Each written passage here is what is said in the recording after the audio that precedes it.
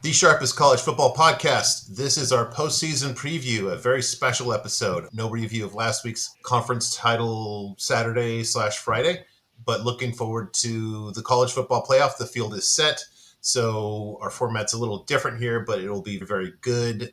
Consider this to be preview/island time. Looking forward to the first round of the playoff and basically going over the whole field. This is BuckMetrics, joined as always by Robert Martin, who has a beautiful picture of, looks like the Last Supper behind him. And then we have Island Time's own and featured Steponaduck joining us as well. Gentlemen, good to see you. Excited for the playoff, yes? Yeah, and I believe it is, in fact, The Last Supper behind me. Obviously, not the original painting of The Last Supper, but yes, one. This is a bit of an away game for me. I'm stranded by a bit of a freezing rainstorm, but we're toughing it out. We got to talk about the college ball playoff here, and I'm pretty excited for that. Rainstorm, no ice storm excluded. Glad you're okay. Duck, you doing well? Doing really well. Thanks for having me on again. It's been a great season for all three of us. It's gone way too quickly. I'm excited to get into the meat and potatoes of the playoff conversation, along with eventually hitting on some bowl games. And then a side note, it sounds like it's going to be a real quick off season for us. There's already 1,000 players in the transfer portal. I think Yes. there's 27 coaching changes that have already taken place. Usually we get a little bit of winter break before we start our spring prep, and that's going to have to get ramped up a lot more quickly this year. We're going to have to get to work about February 1st. I'll delegate that to you. I'll still wait until Phil Steele comes out. I need a break. It's been 6 months, and I don't have the fortitude that you do. I'm on So it. I'll catch up to you by 4th of July. All right. If you are new, thank you for joining us. This is our glossary. Take a screenshot of this and save it where you do all your college football work. And if you are returning, thank you so much for returning to us. Returning to us despite going 0-1 for the week, not a huge deal. Louisiana mailed it in. They were on their backup quarterback, and I think Charles Huff wanted to put his foot squarely up the posterior of Marshall as he oddly exited to go to Southern Miss. That's, I don't know, not really the kind of move that really speaks to a really awesome trajectory, but he just won the conference. Now, I don't know why you go from a well-funded program to about the poorest one in the Sun Belt, but good for him. Interesting move. He must really hate the people at Marshall. I guess that's a takeaway from that one, yes? I can say that while it is a strange, seemingly lateral move, or even a possible slight downgrade from a C plus to a C minus type program, the people at Marshall just did not want him there. They were not buying in or committing to him, and he did not have a lot of support for himself personally at Marshall. So I think it was really one of those kind of moves where his hand was forced, Huff's hand was forced. He just did not get the support of the administration, and that's why we saw the move. And considering that they fired a very popular and successful coach there, Doc Holliday, to make room for him, maybe sneakily Marshall is like the Auburn of the Sun Belt, it sounds like, in just terms of just real dysfunction and nobody knowing what the heck's going on. I was really hard on him, but once he got a good quarterback, that program, everything fell squarely into place. And I think they regret that. And Southern Miss has a way to go, but I'm pretty sure that he will have everything, make sure he uses everything at his disposal whenever he plays Marshall in conference. With that, we will go to, anyways, 0-1 for the week. No big deal. Still 55% for the season. That's the most important thing, and nice ROI for life to date in the existence of the two models. Looking at the postseason metrics, this is going to have a little different feel. These are the same metrics that we've been talking about, but only for the 12 playoff teams, which is an interesting thing. And I think this gives us some pretty cool breaks. First of all is the overall team power rankings. First thing that stands out to me is truly for both my rankings and Robert's rankings. If we just do an ordering here, just the ordering of the teams versus basically how they were not seeded, but I guess ranked. Some pretty big differences. I think the biggest thing that stands out to me, and I understand why it falls this way, but Notre Dame seemed to get the short end of the stick to me. Robert, you've got the number 6, I've got the number 3, and somehow they fell to number 7 because of conference champions that had to get above them, and I get that. But the thing I really like about this graphic, as much as anything, it shows Boise and Clemson, great congratulations. You played your way in. I don't like the long-term chances of teams with such low power ratings, and this is a really good. I haven't had Georgia on here because they've been outside the top 20 for so many times to show how I show a disparity in their power rankings with everybody else's. Robert, you got them at number 7 with just that one big win. You'd been down on them too. Your model had until this week, it seems. Yeah, that is interesting. I think there's a couple of interesting pieces on here. Um, One obviously is that suddenly where our models are liking Georgia, at least liking Georgia more than they were before. And it is an interesting point about Boise and Clemson, right? Boise is they are the 4 seed. They have a bye. I don't know if they should have the 4 seed and a bye, but they do. Your model, my model, being a bit kinder to them than your model is, but still, I still have them not even in the top 12. And then again, Clemson as well. Yeah, you won, congratulations, but maybe you shouldn't have won. And again, oh, congratulations, you got into the college football playoff. Okay, who are you playing round one? Texas, a team that probably should have beaten Georgia had they not played horribly for some reason. So, like, I think some of these kind of fix themselves, but at the same time, it's okay. That could have been Ole Miss. That could have been South Carolina. ESPN says it should have been Alabama. There's different arguments as to who those spots could be taken up by, and I think this is a longer term thing where this whole debate is between Alabama and SMU who deserves it. But I don't think Boise should be here. I don't think Clemson should be here either. But we don't get to have that debate right now. Yep. Yeah, they played their way in. Yeah, I know these aren't your metrics, Duck, but anything stick out to you in terms of this graphic? It is interesting that Ohio State still takes that top spot there, especially given the offensive struggles, the lack of explosivity, the offensive line issues. I definitely believe they have a more than formidable defense, but I just have some significant questions overall with their offensive ability to move the ball and gain chunk plays. So it's just interesting how all of that would be baked into the number there. I think Notre Dame is strong, but I don't think they're unbeatable. And the one thing I will say about Boise is, and we'll get into it, with their draw, and then you get them in that stadium where they've made history many times in the Fiesta Bowl. I would say, especially if they play SMU, they have just as good a chance as any to advance.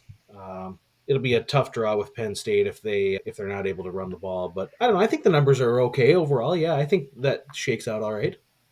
Yeah, one thing that I forgot to mention this, but I'm just wondering, considering how his season ended in 2022 and how his regular season ended in 2024, how badly do you think Ryan Day, when he saw that Clemson kicker make that crazy field goal as time expired from 56 yards, and thought, my God, why can't I have a kid like this on my team? How different would his life be as of this moment had they made that kick against Georgia and then made just one of those two, if not both, again, two short ones against Michigan last week? Oh, my goodness. Yeah, a brutal pattern for Ryan Day and just struggling to really capitalize in these big game situations and some in-game mismanagement that is somewhat baffling, and their fan base seems to start to be getting a little restless. So it'll be interesting to see what transpires over the offseason.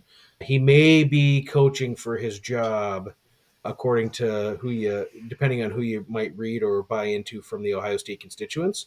However, that can also provide an opportunity, right? I don't hate when there's a little pressure on people and when they're coaching and playing out of desperation. Sometimes that can bring out the best in people. Yeah, agree. All right, offensive power ratings. No real changes from here in terms of the teams that were in the top 20 before. Actually, Texas dropped. They snuck into the top 20 a couple weeks ago. They dropped back out. You've got the thing that really stands out to me here is not that Nico's, and we'll get to the quarterback ratings in the next slide, not that Nico's been horrible, but just this is nowhere near that Tennessee offense that I think people maybe still mistakenly think is more of like that 2022 version in the Hendon Hooker version. It's really different. I'm not breaking any news here to say, hey, Ohio State's got a good wide receiver room, and Oregon's offense is fearsome. The other thing that stands out to me, and I think it bore itself out on Saturday, was Penn State. I think that offense is for real. They ran for 280 yards against Oregon, so that's one thing I want to keep an eye on here. Anything stick out to you on this one, Duck? The interesting thing is I can understand why maybe the Arizona State number is a little bit lower, but my goodness, when you get that ground game humming, as we saw against Iowa State, it is electric.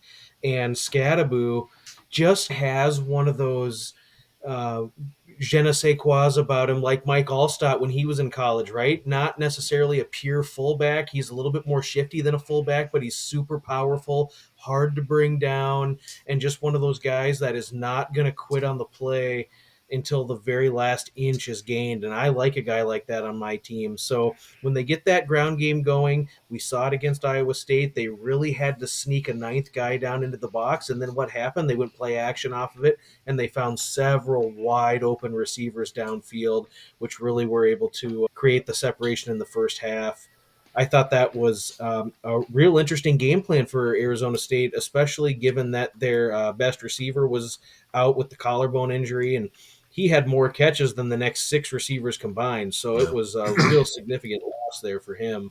Again, Ohio State, I just really got to see it, right? I know the metrics can look okay, and they really feasted on some of the bottom feeders in the Big Ten, but I really want to see it when it really matters, because that's hard to get that Michigan performance out of my mind, along with some others. There was the Nebraska performance. We have a couple other data points in first halves where they have just really played with their food a bit. Yeah, true. I would say those are two good defenses that you're talking about, and they really did a number on another good defense in Indiana. So maybe TBD. I don't know. I don't want to judge anybody on their best or their worst. Robert, anything stand out to you here on the offenses? No, my one point on this I'd point out is Penn State. You seem to be pretty high on them. My model is, and you can see it on the ranking side before, my model is not nearly that high on them. I I think I was a little surprised by how much offense Penn State had in the Big Ten title game. I think what Oregon put up, what, 45. I think it was what, 45 to 38 was the 37. final, or something. 37. Yeah, they went for two and didn't get Yeah, anything. 45-37. So if you had told me Oregon was going to put up 45 in the Big Ten championship game, I'd said, oh, they won by 20 points, 21 points, right? But they didn't, and I'm not sure exactly. I still don't believe Penn State is being this kind of elite tier offense that we saw against Oregon there. That was a little surprising. I want to like say, oh, you know what? It happens. Maybe that's a one-off, right? I don't know, but I don't want to believe that Penn State is now this elite tier offense just because they scored a lot of points in the Big Ten championship game. Maybe Oregon coming from the West Coast, maybe a little time zone thing there. We'll see, but I don't know. That seems like a kind of like a top, like probably the best Penn State offensive game this entire season. Now's the time to have it, but that seems a little bit presumptuous. That I don't know. My model's not as high on them. We'll see what happens against. We'll see what happens there, and when they play SMU, I'm excited for that game. But we'll talk a bit about that later, I'm sure. Yeah. And Yep. Oh, go ahead, please. it also, Buck, you'll appreciate this. This could set up a potential Big Ten, Pac-10 type of Rose Bowl matchup with Oregon and Ohio State in the second round on January 1st. So that could be a real intriguing second round matchup also. Yeah, absolutely. And I don't want to spoil the second round, but there's when we get to like basically the futures bets, that's one thing to really consider. There's that Rose Bowl is going to be pivotal for a bunch of different reasons. So stay tuned on that. All right. Top quarterbacks by Apex. This is pretty interesting to me. I like this. I'm not in love with this, but I'm good enough with my numbers here where basically if I look at these quarterbacks, I see a pretty decent break here between Jennings and Nico. Ranking slips from 10 to 21. You've got a basically 16-point Apex difference here. And if you're asking me like, okay, I'm not in love in believing any of these quarterbacks to win 3 or 4 games as needed. But to me, that trust factor really is different here once you get below Jennings. I just want to say, just take note on a couple of these two bottom ones here too, Ewers and Leonard. And Beck, not that I mean to remind anybody because I've been harping on this for basically 2 months now about his performance over the season. But you've got three guys that are literally playing below an average FBS quarterback at this point of the season, over the entire season. I'll throw this to you, Robert, with this one. Do you kind of agree with me in terms of that break from Jennings to Nico is really the critical part about where you just are going to have a lot less confidence in a quarterback? Do you see anyone you want to jump up or down between those two groups that I've drawn? Yeah, I see that as the line. I think, but maybe we'll call it the Nico line, where it's like above that line, it's a quarterback that I trust to win a game, right? If I've got them and they're driving, say we're down by a field goal or a touchdown late in the playoff game, Above that line, I trust them. But if you're down, if Georgia's down a touchdown, and it's okay, Carson Beck's got to drive down the field to get a touchdown with a minute and a half left or 2 minutes. Ugh, Carson Beck, ugh, Kate Klubnik. He did it against Pitt, but these teams are better than Pitt. So Riley Leonard again, like that's I think that's the line for me. Like I think yeah, above that line, I'm perfect with it, but below that line, I have some concerns. So I think that's that. I think that's a pretty good way to define it for me. I think. Yeah, do you see the same way, Duck, or you got anyone that you want to basically throw out of one group into another one here? I'm assuming Beck is out. He got hurt late in the SEC championship game and could not return, and only did return in the last play of overtime because the backup got hurt after that big play on the goal line where he got hit really hard. I can't imagine how he held onto the football. So then they brought Beck in just to hand the ball off. But I would assume Carson Beck will not play. Um, I would assume the rest of the season with that injury, from based on what I heard. I don't know. I Riley Leonard has played really pretty solid football this year. 66% completion, 16-5 touchdown to interception ratio. Hasn't made a ton of terrible plays and adds the running element with 12 touchdowns on the ground and 725 yards. I I know what the metrics show, but I think that Leonard is a guy that you can certainly trust with the game on the line. I would say that despite that apex rating, I would probably elevate him over Madsen and Klubnik just from a pure talent perspective. But it all comes down to matchups and what defense you're playing and what offensive scheme you run. I think comes down to a lot of it. But otherwise, no, I agree with a lot of these numbers. I think this is a pretty accurate list. I'm curious. Do you have that handy? If not, I'll maybe just look it up here myself. But do you have a yards per attempt on Leonard? Is that 7.1. okay? Yeah, and that's like barely gets it done for FBS. I think that's why the yards per attempt is such a huge thing. You make a good point about his ability to run. The other thing that really stands out to me is we were just talking here. Look at the top four, Big Ten. The highest rated, this is weird to say, the highest rated quarterback in the SEC among the playoff teams is Nico. This is interesting. And again, we're stay tuned on Quinn Ewers there. If I've mentioned that in some of our prior episodes, but you know, got to pay attention to that. All right. So my top run offenses and explosive pass offenses. No surprise here, Ashton Genty making Boise the most formidable run offense. You need that with Madsen as your quarterback. Tennessee really is a run first and second offense here. Notre Dame also. The thing that really stands out to me is Georgia's inability to run the ball, being the worst run offense here in the field of 12. That's troublesome given their quarterback play and their quarterback situation. In terms of explosive running offense or passing offense, pardon me, the thing that stands out to me is Notre Dame 109th in the country. That goes back to we were just talking about that kind of meager yards per attempt measure for Riley Leonard. A little surprising given how their OC Dan Brock was at LSU, and they basically torched everybody.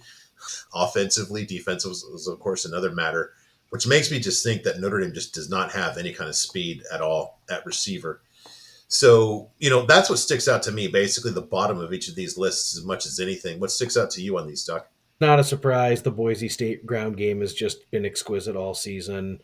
Interesting. I'm shocked to see Georgia as low as they have been. I don't really think that there's a lot of the GGAB stats that really are eye popping other than Georgia being so low. It's just stunning to me to see a team that's that physical. I'm going to pull the numbers here quick. It's constituents will say it's because they play all those tough defenses, but they did have a rough schedule. They had a very rough schedule this year. Alabama and Ole Miss and Texas, those are actually three good defenses to really good defenses. Texas I've had just as elite, just to spoil the next slide a little bit here. Yeah, and when you pull the numbers, 26 attempts for 80 yards against Alabama, 33 attempts for 59 yards against Mississippi, 30 for 108 against Texas, 26 for 108 against Georgia Tech. That's holding a lot of weight, right? 102 against Kentucky. They can't run the football very well. It's a good metric and allows for one to look at this metric, and if there's something shocking, go pull the stats, and the stats confirm what the metric shows, and it's really stunning. So it's really going to be interesting for Georgia if they're on a backup quarterback or worse. Where are they going to go on the drawing board? What's the plan, right? I Yeah, mean, you look at the individual numbers as well for Frazier and ETN, and combined, they barely have over 1,000 yards. They do have 15 rushing touchdowns, but it's not as explosive as you would have expected from a team that's that physical. So that's a really good metric and one to circle in red ink there. Yeah, I all the wonder if others they are are pretty that good. physical based on that. I just don't see it. Perhaps not. Receiving yards, I think, really looks pretty accurate. I could see Arizona State, Boise, and Notre Dame towards the bottom of the pack. Doesn't mean they're garbage, but just towards the bottom of these teams that we're isolating today. SMU's receivers are explosive. Oregon's receivers. Indiana's built their whole season on explosiveness in the pass game. So, yeah, it looks to be really accurate to me. Maybe a little shocking that Tennessee's down there as low as they are based on how they started the season, scoring 191 points in their first 3 games. But obviously, once they started playing in their SEC schedule, that flipped on its head a little bit. Yeah, I don't have the graphic in front of me, but I'm pretty sure Kent State is not in the bracket this year. Is that accurate? No, and Okay. neither is UTEP or Chattanooga. Okay. Very fair. Robert, anything stick out to you on this? Not really. I think Georgia obviously sticks out as the lowest GCAP. The next low, like not exactly the next lowest, but up there is Texas. And it's very interesting because we've in the last couple of years, Texas has been synonymous with running the ball, right? Jonathan Brooks, something blue, I can't remember his first name, but they've been notably having a lot of running back depth. And now all of a sudden we're looking here and it's rule. That's 79 GGAP. And now the thing is, our models have been telling us this because we've been on a lot of Texas unders in recent weeks, right? When they were playing Texas A&M, I think no, we didn't like the under in the SEC championship game, but there's been a couple of Texas unders we've been on this year. And I think this is pointing to that, right? The Texas of old that can break off a 20, 30-yard run, that's not really there anymore. And they're having more relying more on the pass. And Quid Ewers is having a problem, but their defenses has been carrying them right now. And that might be enough against Clemson. But after Clemson, you're getting Arizona State. And I'm not sure if at a certain point you're going to start running out. Oh, no. Is it? No, it's not Arizona State, is That it? Oh, is. no, it is Yeah. Arizona State, yeah. At a certain point there, they're going to run into someone who they can't just grind out, and their offense is going to be able to score points, and they're going to have to rely on their offense. And I'm not sure if they can. I'm not sure if they're going to get to that point or not. Based on the results of the SEC championship game and the Texas A&M game, I think there should honestly be an argument as to whether or not Archie Manning is a better quarterback at Texas. I think he is, and he might be their only shot at winning this. We'll see. You're setting us up for. Robert, I'm glad you Oh, said something please. about that because I had a play on Georgia in the SEC championship game.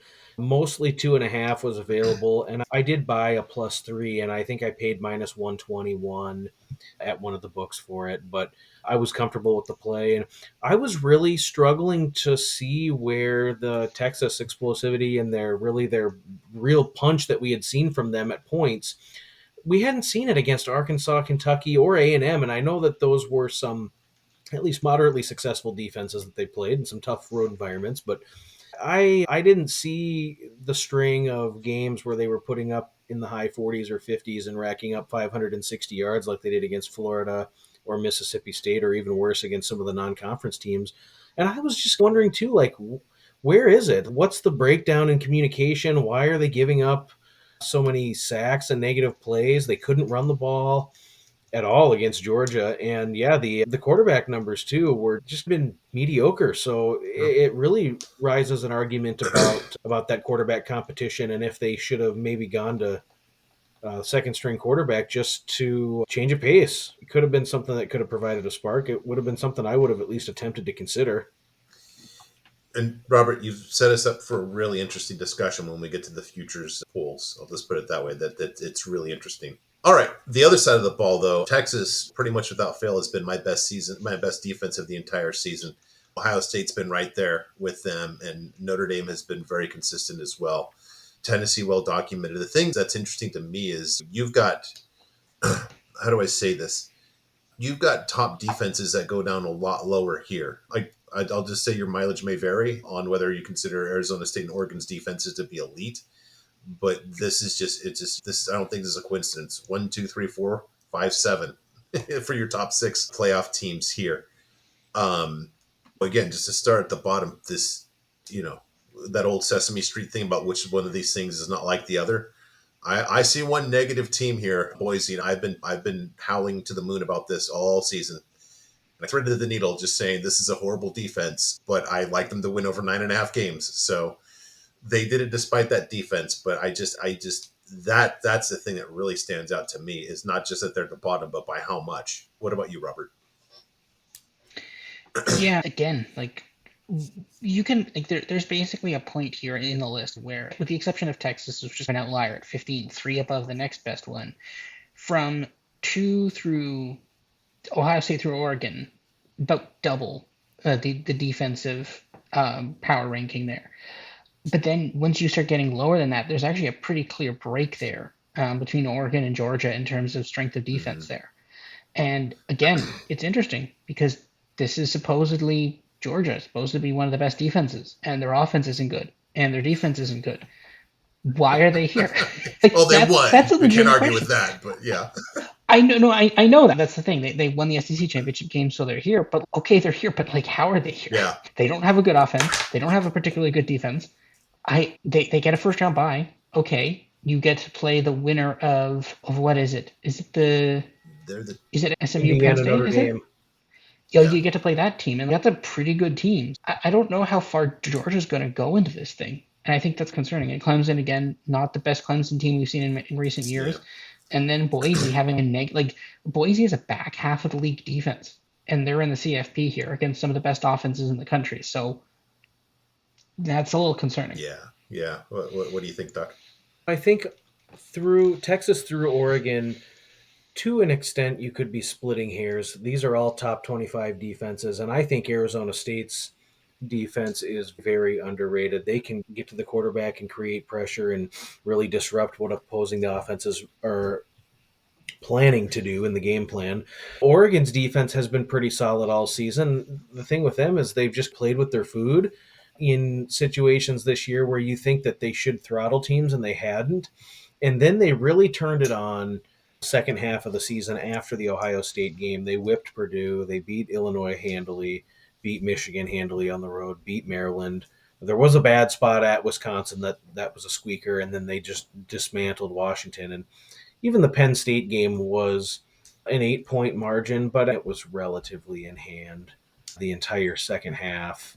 It was, I don't know, 2 touchdown margin almost the entire second half. They did enough. They did what they needed to do. Boise's defense is the outlier, and their defense was aided by a league of non passing teams. When they played passing teams, particularly Utah State, Washington State, and San Jose State, they were shredded. And it Yeah. was really shocking to see that they could not get stops. Lest we forget, San Jose State was winning that matchup in the middle of the third quarter. I won't go any further because I believe two guys on the show had a 14 and a half, so I won't go any further, but um, failed to put away Nevada, failed to put away Wyoming, failed to put away Oregon State, failed to put away um, I guess it was those 4 examples. The defense is a liability and it is a concern, and it's a situation where it puts a lot of pressure on the offense to possess the ball, have exceptional execution on third down. And how many more carries does Ashton Genty have in the season? He's an exceptional talent. He's the best running back in the country, but he does have 312 carries, and presumably, let's just say safely, maybe 2 more games could be certain. Not gonna say they're going to win any games, but let's project that they have 2 more games. They will host a team after the bye, and then they'll get the semifinal game. Let's just say maybe there's 2 more carries. You're going to ride him for 35 carries each game. That'll put him at 400 carries, which is unprecedented. Yeah. In the thing that's crazy to think about is I honestly don't think Boise State is in the playoffs, and it's crazy to say out loud. If the Wyoming backup quarterback does not can get concussed on the last play of the first half against Boise, because that kid was basically having his way. And this is the Wyoming quarterback. This is not like any quarterback that we're seeing here. I see this, and I think that Boise's first home playoff game might be like the Last Supper over Robert's left shoulder there. Otherwise, of note, I think SMU, just real quick, Yep. SMU's defensive line is exquisite. I think that there was a concern about SMU not necessarily being ready to play Power Five competition week in and week out after transferring in from the American, but they can get home very sound defensive line and can really create some trouble for Penn State, especially in a game that could be a little bit lower scoring. And I think if that defense can show up and execute their game plan and create some problems for Drew Aller. Penn State at times has shown some offensive ineptitude, and wouldn't be shocked at all if SMU and that defense at least keeps them in that game into the later stages. To that point, I've got SMU as my second best run defense here in the field of 12. That really says a lot here. Better than Ohio State's. And if you've seen Ohio State play, this is a really good run defense as well. Thing that really, I basically see a couple breaks here. You've got basically your elites that kind of stop here with Penn State at number 10. I think you've got another group of functional competence that probably around here. I'm surprised that Notre Dame is this low. They seem physical, but they're really better against the pass. And then you've got Clemson on Clemson Island again and again at the bottom of a lot of these lists here. The other thing that sticks out to me is just this defensive apex for Texas is just ridiculous. Now, they've not really played a murderer's row of quarterbacks. The two best teams, I don't necessarily know about the quarterbacks, don't have that handy. But their two toughest games have been against Georgia, and I've been sounding the alarm on Carson Beck. I had the graphic. He's actually been below average for all of FBS this season. So there's a lot of help in that number, but I think that is still a very good pass defense. And I've made a point about Boise State's pass defense here, but my gosh, Georgia, I there's just a lot of signals that are setting up for an interesting conversation when we get to the futures discussion about Georgia. I'll say that. Robert, anything on the screen stick out to you? Yeah, again, highlighting that Boise is really bad against the pass, and depending on which team they go up against, that could be really highlighted, depending on which team they play. Again, this just shows that Texas is really defensive heavy, and they need the defensive strength. If not, they don't win games. U is very good on defense too, and I think again, I'm just keep saying that SMU Penn State game, that's going to be a really fun game. Honestly, I'm actually really excited for that game. That game is going to be really fun. Yeah. What about you, Duck? Anything stick out to you on this slide? Just let's look at Texas, right? And these are counting stats. These are not advanced metrics that I'm about to outline, but the defensive front has 39 sacks, and they have 45 additional quarterback hurries to go along with 96 tackles for loss on the season. So the defensive front seven has been in the backfield a ton. But some of that could be attributed to the secondary, right? Their secondary has been absolutely locked in. 19 interceptions by the defensive backs, 48 pass breakups. So you're going to have some coverage sacks. You're going to have some situations where the hurries are created by lockdown coverage and the first and second read are not there. And that just spells disaster for their opponent this week. I know that we have talked about this before, but when you get pressure in Klubnik and you make him have to either scramble or get off the first and second read, oh my goodness, that may not go well for them. I think at the end of the day, too, a lot of these teams are ranked in the positions that they're ranked because they do play sound at all three levels of the defense, right? You've got to be able to at least provide resistance against the run. You've got to have linebackers that can be multifaceted and step up and fill run holes and put their nose in there to make a tackle, and guys that can drop back and cover the tight end or that third receiver in the trips formation. And so a lot of these teams do a lot of this stuff pretty well. I found it really interesting to strengthen the position about these defenses actually being pretty good is that you look at a lot of the immediate lines when they were released on Sunday afternoon after the show, and we knew what the matches were. A lot of those totals crept down right away. Some of them were at 58, 57, and then crept down. So some of these games, there's going to be some colder weather. There's going to be some, maybe a little wind, and you're going to have defensive football games here. Yeah, what's interesting too, I was looking up when you're talking about the Texas defense, and like my numbers are these metrics next year. I will do my best to adjust them for strength of opponent, but these are not.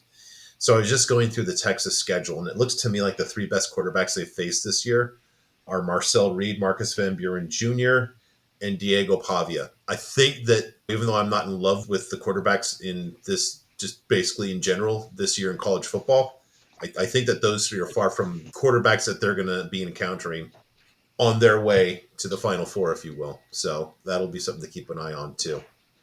But again, you can't. I'm not going to bash anyone for having a 15 defensive apex. That just does not. I think that might be one of the lowest I've ever seen since I started tracking this. So with that, we go to the profiles for each team. So just wanted to use this as this is an alphabetical order to avoid any favor or disfavor with any team. Just wanted to go over each team individually and just going over their metrics here and just I'll give my kind of like thumbnail sketch about what I see with them and then just get your guys' opinion. So first, Arizona State, really solid apex here.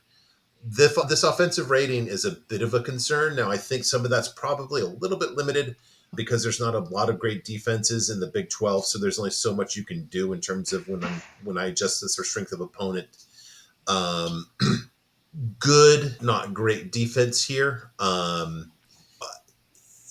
thing that concerns me is I'm just curious about how much the one thing that appears to be the standout for this team, the quarterback play, and this is a really nice Ryan too. But with the Jordan Thomas, is that his name? The receiver? Jordan Tyson. Thank you.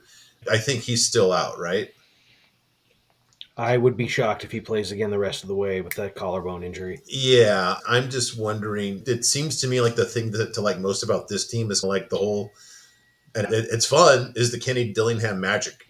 But it just seems like this is where reality sets in a little bit about what a big step up it is to even play an SMU plus the teams from the SEC and especially the Big Ten. I think they get a pretty decent. They don't have the worst draw in the world in terms of basically a longer term prognosis for this team. It's hard. They have an interesting draw in that they also get Clemson in Texas, which depending on one's opinion is great or okay or doable. But beyond that, it's hard to see a long term success for this team in the playoff. That's my 2 cents. What do you think, Duck? Yeah, I mean, their offense really turned it on the last couple games of the season, but they did also go through some stretches where they really struggled, right? They lost at Cincinnati, they lost at Texas Tech, and there were times where they could not run the football, and that's really concerning when you only have 32 or you have 32 attempts for only 99 yards against UCF and can't run the ball against the Black Knights, can't run it against Texas Tech and their Swiss cheese defense. So I think that as this team has progressed through their season, there's been a little bit of kind of evolvement in their scheme and what they figured out that they were good at. And so I think that's a strength for them. But yeah, at the end of the day, um, if they line up against the wrong opponent, they could have some trouble there, I would say, with Arizona State. Quarterback play's been good from Levitt, right? 21 to 5 touchdown to interception ratio, completing only 63%, but 8.5 yards per attempt. Tyson being out was presumed to be a really big loss, but the other receivers did step up, which was encouraging. They throw it to Scadaboo a lot out of the backfield, and he can make people miss in space. And playing an undisciplined tackling team would obviously be in their favor. But yeah, it really could be. I would assume it's Texas, and that could be a challenge. Yeah, Robert. Anything else besides that, or does that kind of sum it up as far as you see for the Sun Devils here? Yeah, pretty much. I think again, it's funny they're of the 12. They're one of basically what 9 that are above 10, and even then, there's still a pretty big gap between them and the next one, right at sitting at Tennessee and SMU. We'll average them both at 13 there, but still though they're double the amount of Clemson, significantly better than Boise, significantly better than Georgia. And again, 2 of those teams are conference champions, right? And Arizona State obviously is a conference champion as well. But it really shows you the difference between some of these top teams. There's the top teams here, and then there's the teams that are not as good on paper, but have proven it through winning a conference championship game or something like that. And it's going to be interesting dynamic to see, like, are us stats nerds right? Are we right? Or is winning a big game the thing that matters the most? And we'll have to see. Yeah, I think there's probably a little bit of wait and see. Just I think they've been so hot that I can see it lasting for a while. The other thing, like going back to my Last Supper thing with Boise, the next team here, The green and red just tell the whole story here. This is Ashton Genty show. And besides that, they're just below average. Don't like the draw of either Penn State or SMU because those are, to me, two very stout run defenses. So I don't see an extended playoff run here for the Broncos here. Just basically, it's a one-man show. I guess I'll say it's a two-man show because it's Genty and whatever Dirk Cutter can get out of the remaining pieces here. What do you think, Robert? Yeah, when you call this the overview here, you call this the big board here of the teams here, and yeah, you really see Boise State exactly where the strength is. It's running game, right? That's pretty much it. That's the line right there. And Clemson does a couple of things average, couple things really poorly. Georgia less, but that's the thing. With some of these, you can really clearly see where their strength is, and some of these are like really good quarterback, like Oregon or Penn State or an SMU or an Indiana even, and a lot of these are really well balanced teams. But with Boise, it's this is the one thing we're good at, and everything else is bad. But the one thing we're good at is so good that everything else doesn't really matter as much, right? Yeah. The next team, I don't know. On that note, you tell me what Clemson is good at. I'm not seeing it here. I don't like it. I can't see backing them in any, unless we're talking about getting a lot of points in a very specific situation. But basically, for long term prognosis for these guys, I don't like it. They clearly are to me the last team that got in. You seen any reason for any optimism, Duck, for the Tigers? Not as much. If you just go down the line on their schedule and you look at the Yeah. ACC foes that they lined up against, NC State was down, Stanford was weak, Florida State was way down, Wake Forest had a down year, Virginia was less competitive than expected. Louisville got them at home off a bye in a spot that was good for Clemson, and Louisville ended up beating them on the field. Virginia Tech with a backup quarterback, Pittsburgh with their backup quarterback I think Pittsburgh quarterback got hurt in that game, and so the backup played the majority of the way the second half. And then the offense was completely shut down by South Carolina, and the defense couldn't get off the field against the Citadel. So it's like this team is wildly inconsistent. They put it together against SMU for a half and then let them back in it the fourth quarter. And it's a real struggle for me to see that this team, other than there's a couple metrics that show that their defensive line is pretty good, I don't see a lot else that I am really in love with here. I think the receiving group has been less explosive than Clemson receiving cores of the past. And so you're used to seeing Clemson be able to throw the ball and throw their way into games and to keep themselves in it. And that just has not been the case this year with Clemson. And again, it's all about the pressure. And if you can create pressure against Cade Klubnik and get in his head and put pressure right up front into his face, it's a struggle for them, and very much could be a quick exit for the Tigers. And yeah, solid team, but not elite. Yeah. This is not the solid playoff. This is the playoff, championship playoff. I see Georgia as maybe a little better version of Clemson, but not as good as a quarterback. Yikes. There's no green here. Let's just start with that. No green here. I don't know, Robert. We've just painted a picture already about the Bulldogs. Do you see like any kind of, it's really weird to say this about your SEC champion, but are you as just bearish on these guys as I am? So this is the thing, right? You look at Georgia, right? They lost to Alabama, they lost to Ole Miss, they beat Texas, but I think we all at the time thought that wasn't really that was more an indictment of Texas than say Georgia. They narrowly beat Georgia Tech, needed what was it, 8 overtimes? I can't remember now. It was just an insane game. Arguably should have lost that game multiple times. And again, had they not this would have been the SEC championship game. But then you're looking at that point, and then you're looking at like again, and like they lost their starting quarterback early in the game here. I think it was right about half. So they lose their starting quarterback, and then they have to come back with a backup quarterback to beat Texas, and it's less like I don't like. Yeah, you beat. So they're basically the Georgia's calling card is we beat Texas twice, but then we lost to Alabama and Ole Miss, and then we almost lost to Georgia Tech. If Texas is overvalued, which their schedule was pretty soft, then looking at this, Georgia doesn't seem to be that good of a team, right? Now, this is the thing, right? If I think I expect Texas to beat Clemson. We'll talk about that matchup later. But if Texas somehow loses to Clemson, then just unload on whatever team is playing Georgia. It won't matter. Just unload on them because it means that Georgia's signature wins are not as good as they think they are, right? Because that's basically Georgia's calling card is we beat Texas twice. Georgia they beat Tennessee by 14. Okay. They beat Florida by 7. Okay. This is not the most endearing schedule here. And I'm really, again, if Georgia had lost to Texas, I think you can make an argument that they should be the 12th seed now. The committee didn't do that for some unknown. The committee had them, I think, 7th for some unknown reason. I'm not sure exactly their second last ranking, how that worked. There's some questions I have about that.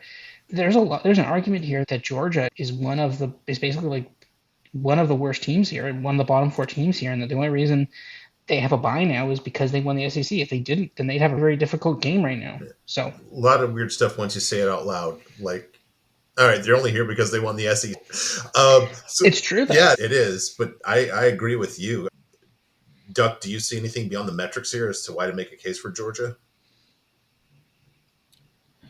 No, the interesting thing about this expanded playoff, the unintended consequence that some had brought up is that there's a chance that the regular season could be devalued and teams don't have to go undefeated anymore and they don't have to win all of their games, and that people would start justifying the losses, which is a really dangerous predicate to set, in my opinion. The two flourishing performances that stand out for Georgia are, you put that defense in the Mercedes-Benz Dome with all those fans, and magic just happens for Georgia. We saw it last week. We saw it in the opener against Clemson. And if they make the national championship, they'll play in the Benz Dome for the third time this season. We would probably see it again there. But outside of that, we do have multiple data points of Georgia just being laissez-faire with their game management. There have been times where the offense has just been going through the motions and has not been sharp and crisp. And I would go back to how they're practicing and how is their preparation, because you play games like you practice all week. And if they're just moping through, we saw it against Kentucky and Auburn and a couple other games too, where they were just UMass. They were just so ho hum in that first half. And it's a dangerous thing to get into when you're just not practicing hungry and you're not practicing with the urgency that you need to be, because eventually that is going to rear its ugly head and you'll be caught in a situation that you can't get out of. And it very well could happen in these playoffs, especially with Carson Beck presumably being out. Now they're down to the backup, he played well in the SEC championship game and led them to the victory. But and that's a tough thing to bank your season on week in and week out. And then now, instead of coaching and preparing, knowing that your team is laser focused and dialed in and ready to show up, Kirby's got to have to maybe hope his guys are showing up. Are these guys showing up this week ready to go, or are we going to walk through the first half again and be down by 16? And what are we going to do? Yeah, it doesn't strike me as a team that can really put together for 3 straight games. They seem like at best they rise to the occasion, but rise to the occasion team that doesn't speak well long term. All right, a little more quickly here in Indiana. I see a bunch of green here, except for the running game, which is no big surprise. I think this just is a matter of, does the airplane fly? And I think a lot of people are freaked out just how bad they got stomped by Ohio State, and that was really the only tough team that they faced. They do have a very solid power rating, though. I think the question, if you're just assessing Indiana, and I'll start with you, Duck, on this one, is just how much can you overlook that one Ohio State game when basically you've got a playoff field that is good but far from great. I feel, while I don't believe that anybody should get a free pass, Indiana was competing very well in that game. It was 7-7 with 2 minutes to go in the first half, and then Indiana was punting, and the punter dropped the snap and set Ohio State up with first and goal.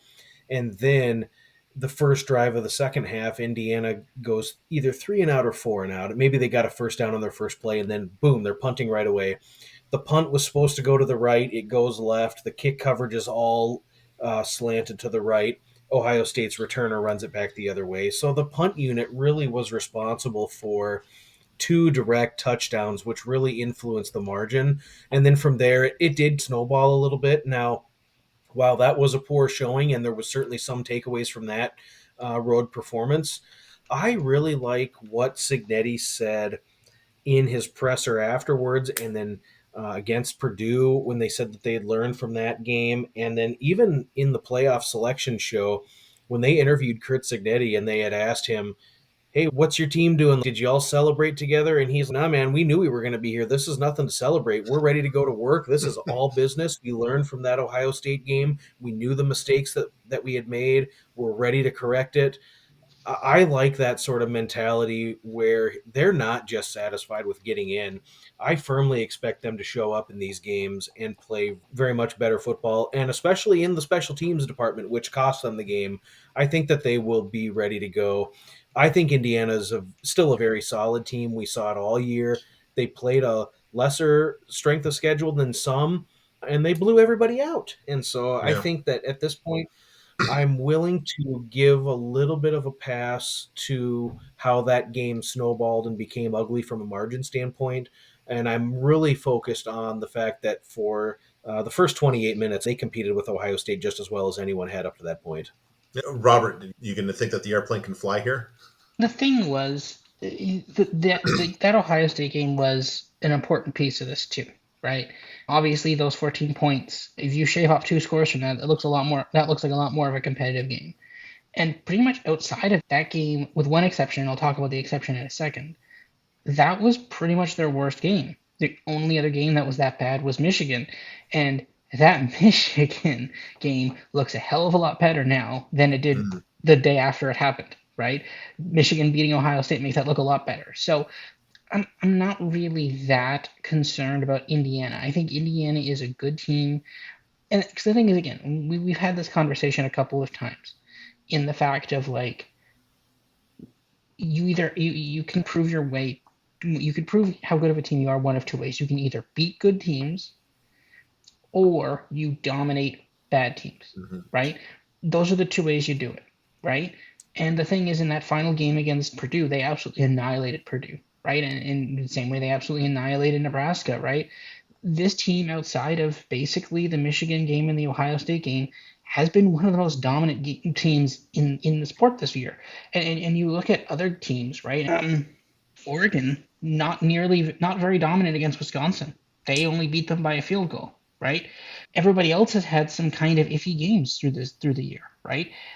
With only two exceptions, Indiana has been extremely dominant. I mean, the vast majority of their games this year, in basically 10 games, they've been dominant. Fairly sure they've covered pretty much every spread with relative ease, with the exception of those two games.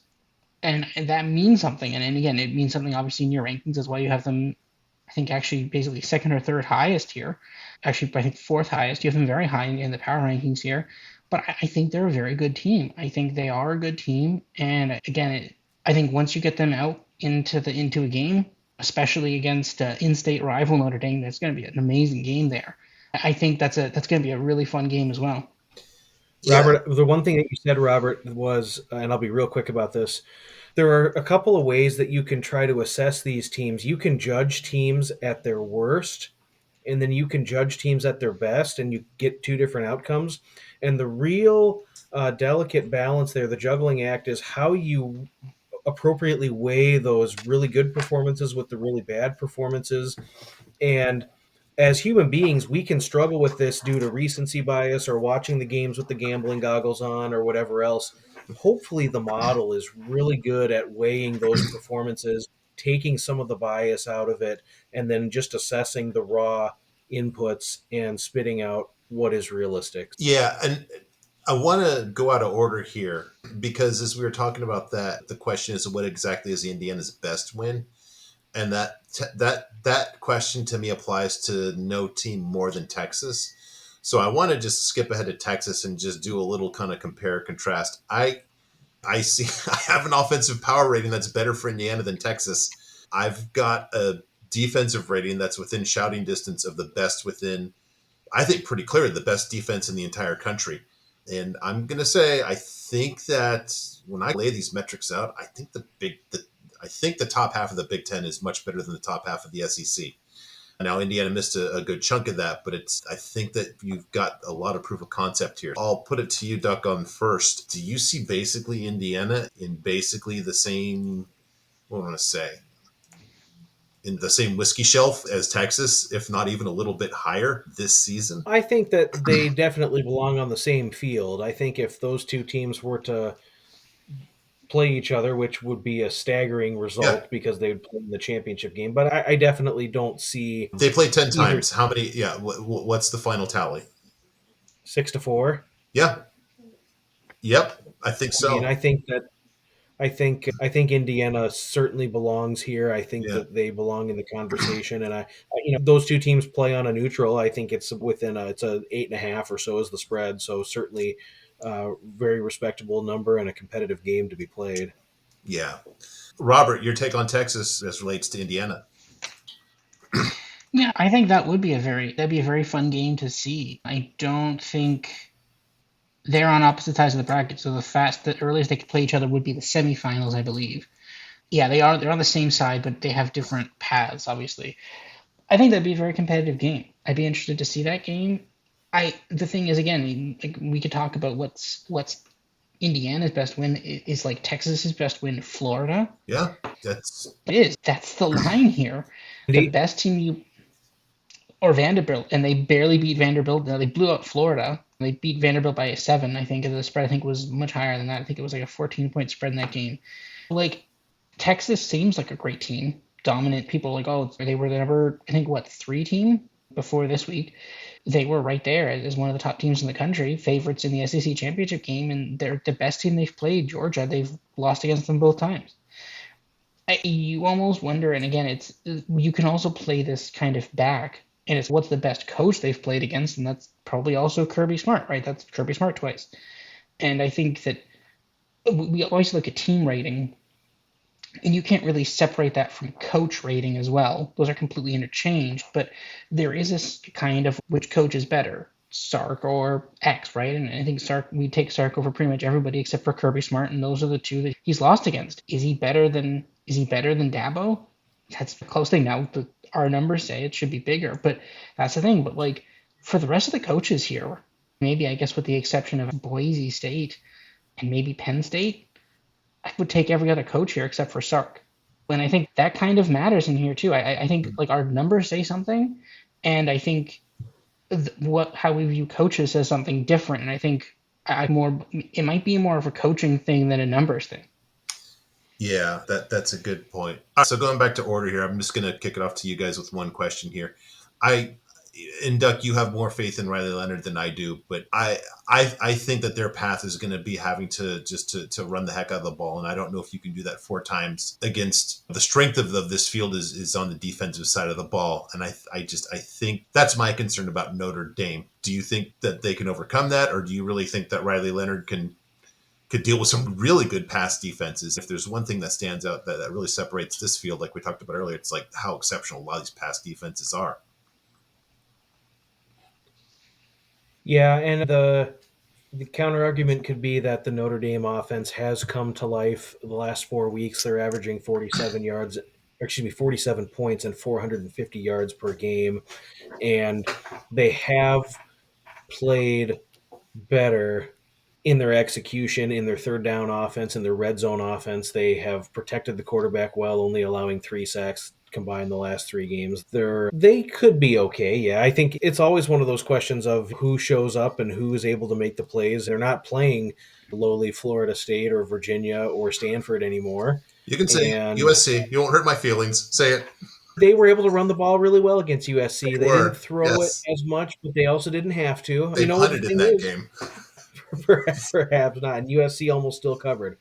Goodness, 225 yards per game on the season, 250 yard per game, and 7.2 average over the last 4. They may just the game plan might be to just line up between the tackles and run it with Love and Leonard on the quarterback run and throw the scat back in there and hand it off to him too. And I mean that is certainly a possibility. I think Indiana's run defense will provide much more of a challenge than Yeah. perhaps what USC was able to provide, and certainly have different athletes than Army has on the defensive line. So it'll be a little bit of a different challenge, but yeah, we'll see. Real interesting matchup on that first Friday night game in Notre Dame Stadium. Yeah. Robert, do you think Notre Dame can physical, I don't know, Gonna make another reference like it's a movie that you've never seen, but 1970s Pittsburgh Steelers their way to a win here. It's not that extreme, but it feels like it. That's the argument here. I just looking at this, and it's not, the numbers don't completely back it up, but Notre Dame just feels a bit of a slightly different version of an older Texas team that's just good defensive and we're just going to run the heck out of the ball. And I think Texas is a little bit worse on running the ball now, and I think a bit better on defense. But like this Notre Dame team has not been particularly tested, right? USC cost themselves that game. There was two pick sixes. If those aren't pick sixes, then we could be talking about Notre Dame might not be in the college playoff right now, right? That could be a USC win. And I think you're talking about USC has been okay this year, but far from a dominant team offensively this year. And if you're putting up that many points against a Notre Dame team, like this is the thing, right? Notre Dame, we talk about the best win for some of these teams, right? Texas, I guess their best win was Texas A&M technically. That was Notre Dame's best win. They beat Army. They dominated Army. Okay, so like Notre Dame deserves to be in here. But if you're like, oh, we beat Texas A&M and Army, and okay, that was Army's one loss, and it was a bit of a blowout, and I think it was just Army's run defense just could not stop them. But what happens when you play against a team that is really good on stopping the run? And you look at that Indiana G gap, and it's I think the best one on the board. So Yeah. that's the thing. That's going to be an interesting matchup, and I think I don't know what Notre Dame's going to be able to do if they get up against a team that can stop them from running the ball. And you're going to force Ray Leonard to pass it, and I don't know if that's going to be a good thing or not. So there are, although this team seems really good and there's limitation to this team, I know a lot of people have been pounding the table for in Notre Dame to be ranked higher, and in my model, somewhat agrees with that. But at the same point in time, there is a ceiling on this Notre Dame team. They're not one of the top teams in the country. I think just generally everything's a bit flatter this year, but I don't think this Notre Dame team is I don't think they're capable of winning the national champion. I don't think they're a fully complete enough team to pull it off. On the other hand, I think that if there's one simple question about Ohio State is can they erase not just that Michigan game, but all the psychological and philosophical and spiritual and whatever kind of descriptor you want damage that came with that. I still think they're the best team overall. If you get if you take all the nonsense out of it, the Ryan Day this, the Ryan Day that, and whatever, can they get past that? This is to me probably the biggest question of this entire playoffs is, but can they just get past that? I'll ask you first, Duck. The simple answer is no. I don't think they're going to win the whole thing. I think that they will be competitive in this first game. And you know what? They'll probably have a chance against Oregon as they did in the first matchup. But the offensive woes have just been stunning, especially in the first half against weaker competition where they have just struggled at times to put drives together and execute.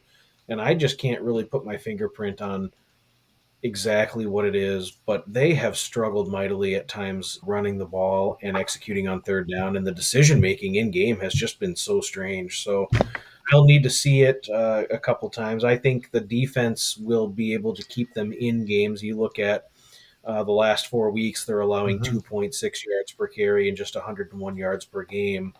A lot of that was Michigan, and they're 172. The three previous opponents before Michigan all were held under 100 yards. And the thing is, when you can't run the football on the road and you have to convert, 3rd and 7 is so much different than 3rd and 2, 3rd and 8, 3rd and 11. When you're behind the sticks and you're trying to get those third down conversions, the success rate goes way down. So then what ends up happening? You're either rolling the dice and going for it in unfavorable situations, trying to keep the momentum, or you're punting.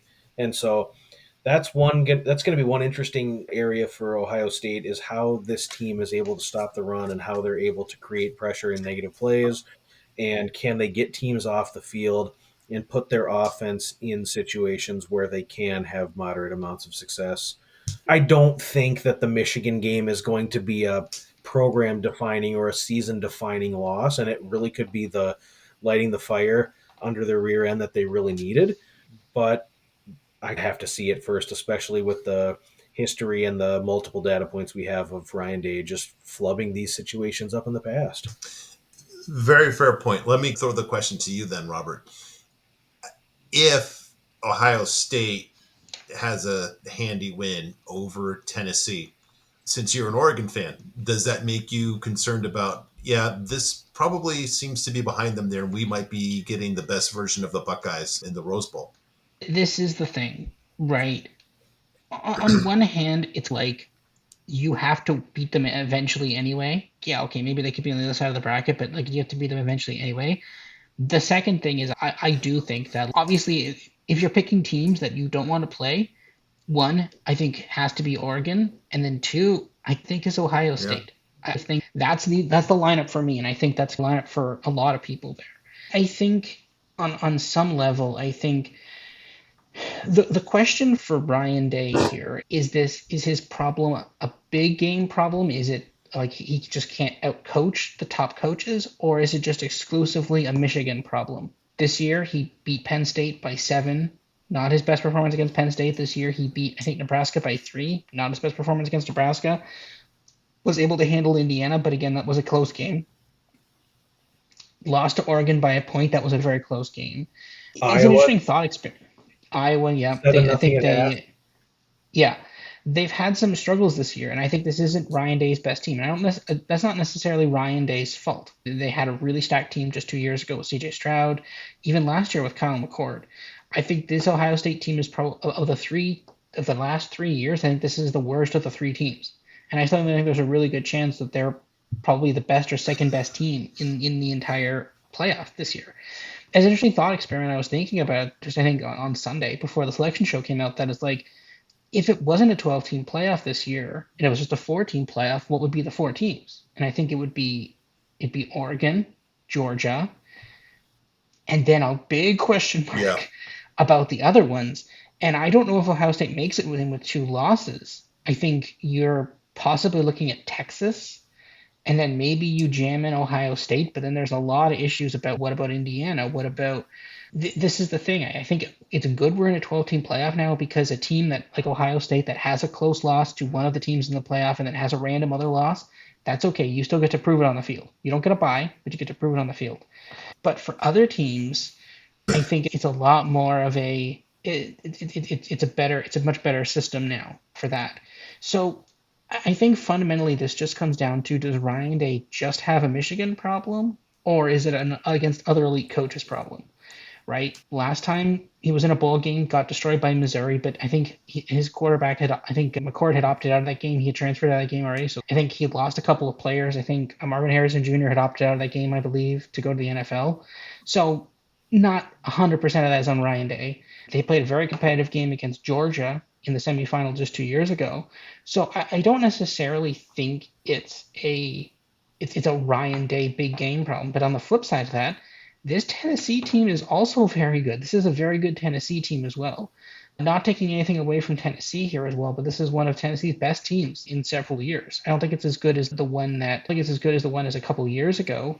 That was I think the 2 years ago one with Hendon Hooker, but Hendon Hooker had an ACL injury so then before the playoffs, so that didn't really matter as much.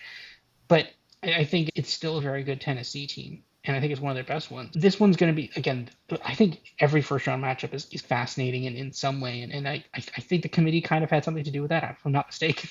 I think they figured out exactly how to do this. But I'm really excited for this game. I'm really excited for it. I think that's the question for me is this a Ryan Day big game problem or is it just a Michigan problem? And I think this game is going to tell us a bit more about what it is. Yeah, interesting matchup. The kind of the reverse Kirk Herbstreit battle there, and that you might remember he moved from Columbus to Tennessee because he couldn't take all the goofiness that comes with being an Ohio State fan, or not a complete Ohio State fan in Columbus. Oregon, I was concerned about the running game earlier. I don't have them as elite here, but that's because you've got 2 crazy running teams that really make the light bend and have a big gravitational pull. Good running game. That passing game is just fearsome. I think I missed a highlight here. I don't know, maybe I can highlight the Georgia, but that offense is just about as good as it gets. They're basically right there with Ohio State as one of the top offenses here. My question is that the defense just doesn't keep pace. Now, like we saw Penn State run for almost 300 yards or whatever it was, but this team cannot score anybody. That's the thing. My only question is, do they just have some kind of off day? That's my question for me, is if they don't have their A game on offense, and if it's against a really good offense that can keep pace with them, I don't know. My concern would be, is the defense basically going to be able to pick it up? Not that I've been watching them that closely on defense, just more box score scouting, but gave up 35 or whatever it was, 37 to Penn State and 31 whatever it was to Ohio State. That's not a horrible performance by any means, but it's not elite. I'll throw it to you, Robert, on this one. Are you as concerned about the Oregon defense as I am? That was a little concerning there against Penn State. I don't think it was, again, and as I said it earlier in the program, I did not think it was going to be that many points. I thought it could be a close game. I thought it could be a competitive game, but I expected a lot lower scoring. And if you had told me Oregon was putting up 45, I'd be like, oh, they won by 20 points, 25, 21 points, right? I'm a little concerned about that. Might be a little aberrant of a game, maybe possibly. But there have been some kind of weaker Oregon defensive performances, but there's been some stronger ones too, right? So I'm not that worried about the defense, specifically the running game. Like that one seems to be the bit weaker, but the passing defense seems to be pretty strong, Mm-hmm. right? So I'm a little less worried about Oregon's defense. I think their offense is more than plenty strong enough. Their running game has improved. I think that 93 that you have there, it's a lot better than it was at the beginning of the season. So I think it's a little less concerning for on that level. Yeah. All right, Duck, if you wanted to back the Ducks here, how much of a concern would the defense be to you? I don't really have that many concerns outside of Penn State and Boise State. Oregon did not allow any team to rush for over 141 yards all season, with the exception of Purdue.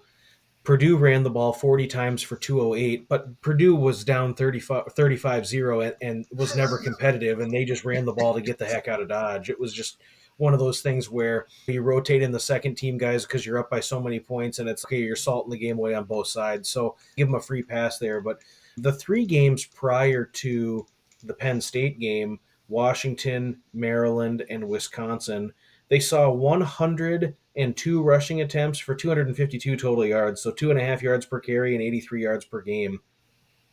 I think that probably okay there. I think that the real culprit will be if they can get pressure on the opposing quarterback and if they can just create situations where it's either Ohio State or Tennessee's quarterback is not just standing back there plucking them apart, because at times they have been able to be. Ohio State passed on them. It's one of those things where can the defense get. I think the defense will be fine against the run. I think the defense will hold up okay against the run. The interesting psychological thing for Oregon as well is they were locked into the Big Ten championship game for some time. For several weeks, they had to think it was going to be Ohio State, right? They had maybe snuck in some Ohio State prep. They were certainly game planning to play Ohio State, and then just out of nowhere on a couple days after Thanksgiving, and Ohio State loses and Penn State sneaks in, and it's, I don't know, could have been just a little bit of catching them off guard. I don't really know what it was, but I wouldn't have concerns about what I've seen from their defense just last week when you look at the season in totality. My concern is they have at least four data points where they've really struggled to run the football. And I would want to ensure that they are laser focused on the run blocking scheme, and that they can create holes for Jordan James and Whittington, because they have to run the ball. I think that Gabriel is a really good player, but there have been times where the passing offense has just been ho hum. And so it would be a real concern for me if Oregon has to pass their way to stay in games later on. I would hope that they can lean on the ground game, build a lead, and then just trade scores in the second half. And that has to be their game plan. Yeah, I'd guess of those four concerning data points on the run game, at least two, if not three, were in the first half of the season too. It seemed like they've got it squared around since then. All right, Penn State. And this is just one question: does James Franklin, noun verb, Robert? I mean, this is the interesting thing, right? With a lot of these coaches, right? James Franklin, Ryan Day, Steve Sarkisian. You can even expand that out to Tommy Rees there at Notre Dame. Are the are these coaches capable of rising to the moment in a big game scenario? And obviously, James Franklin there, right, circling that one here, right? This is a Penn State team that people have always said, oh, it's a good team, but not an elite team. They've scraped by for in the last couple of years, getting having only two losses per season, one to Ohio State and one to Michigan. They've been able to scrape by doing that, and people are like, oh, they're a good team, but they just can't beat the top two teams, or they lose a random other game instead of Michigan or whatever. Now there's no excuses. Now it's okay. You didn't have to play Michigan this year, and even if you had, you probably would have beaten them anyway. You lost your game to Ohio State. You won every other game. Then you go to the Big Ten championship game, play Oregon. You do lose to Oregon, but it was a competitive game. I'm not saying it wasn't competitive. It was a competitive game. But now you actually have to play a game against a team you're not familiar with at all. And they are the host for this. They are the host for this game, so not the end of the world. But again, this is a very new scenario for James Franklin, and Penn State has not been a particularly dominant team in those, because this team, James Franklin and Penn State have coasted on the, oh, okay, we'll go to the Rose Bowl or the Sugar Bowl or whatever, and then you put up a performance and you say, oh, we didn't do well because X, Y, and then we'll improve for next year or whatever. But now it's okay. You think you're supposedly this good coach that's going to lead us to a championship game one day? Show us, take down SMU. And I'm really excited for this one. I think this is going to, because again, this is another team that, yep, they're dominant at times, but let's see how they look against another elite team. Yeah, I think that this is pretty clearly to me Penn State's best team since Tracy McSorley was quarterback. But again, you've just got the James Franklin question. Duck, how concerned are you about can James Franklin overcome the James Franklin issue 4 times? My goodness, it's such a pattern with him, and it's shocking. And the other thing is he knows the number and will try to punch one in late and cover the number if he can. What I find real interesting is why can Penn State not run the football, right? They have better talent on the offensive line. They have okay running backs, and they've got about three guys that they lean on to carry the ball, including Aller. But there have been, let's see here, 8 games this year where they have rushed as a team for maybe not 8. Maybe it's been 4. But they've struggled at times to run the ball, and they've struggled with some explosiveness, right? And so it seems like their offensive line and just their offense in general, it's been such a grind, right? You would have expected much more domineering performances against teams like UCLA, Illinois, Wisconsin. They pulled away from Washington late, but Minnesota, they have struggled at times, and I'm not really sure specifically what it is that we're seeing that's really holding this team back.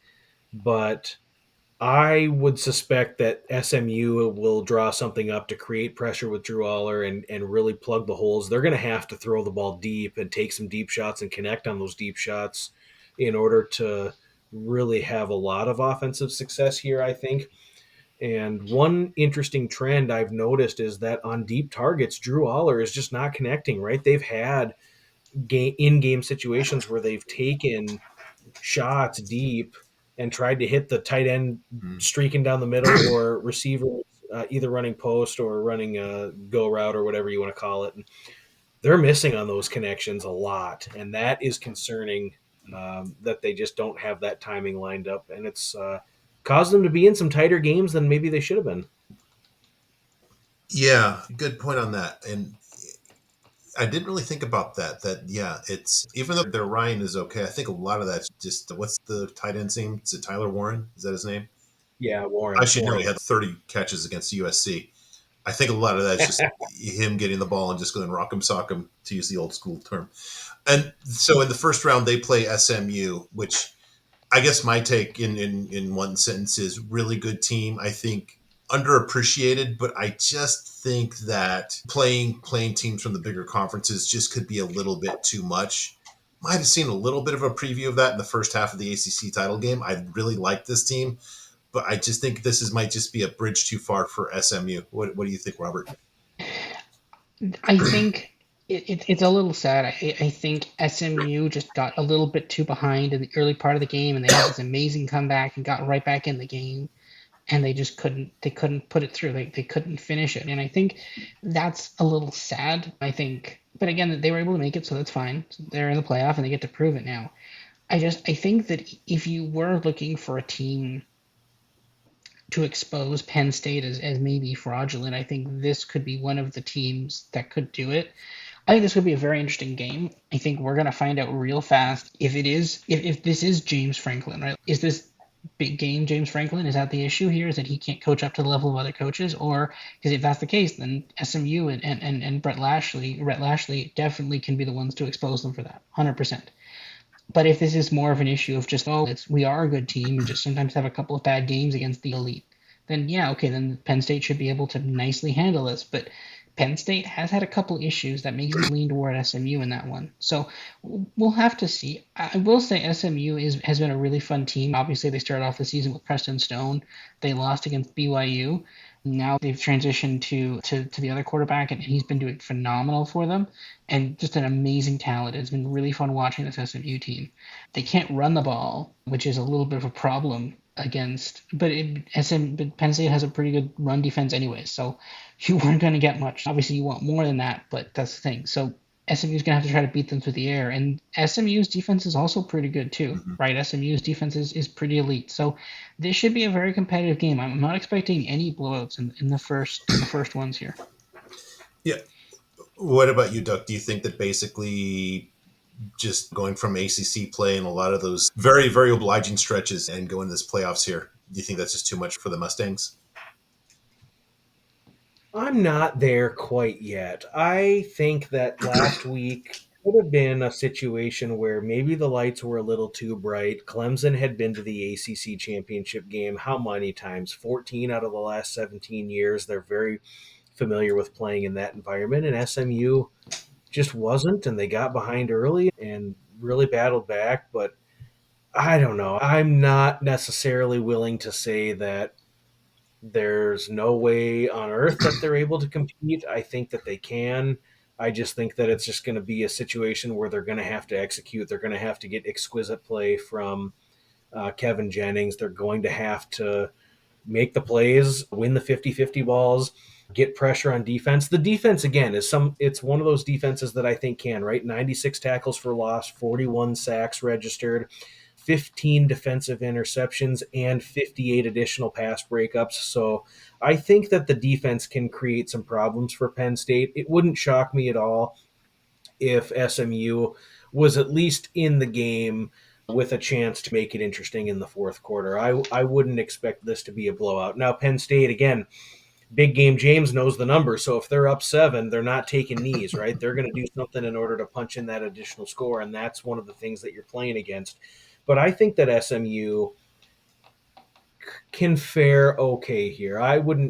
Nothing would shock me other than a blowout either way, but I could see this being anywhere from maybe an 8 to 11 point margin. All right, lastly, Tennessee. Very nice season, good resume.